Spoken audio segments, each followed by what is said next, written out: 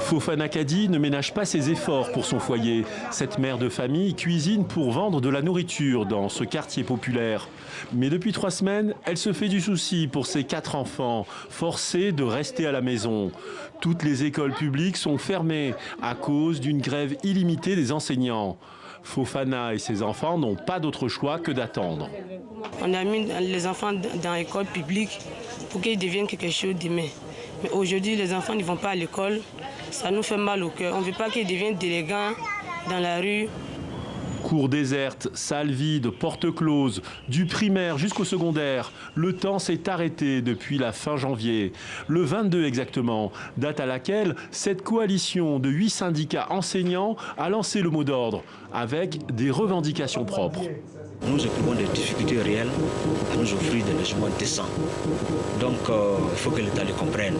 Et les autres revendications, notamment la révélation des primes, des corrections, ça, c'est des détails que le ministère de l'Éducation nationale peut régler plus rapidement.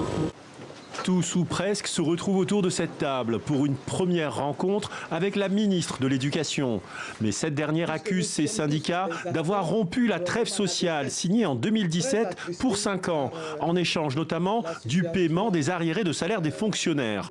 J'ai souhaité cette rencontre d'aujourd'hui pour qu'ensemble, nous fassions en sorte que nos enfants, les enfants ivoiriens, les élèves ivoiriens, puissent jouir de leur droit à l'éducation.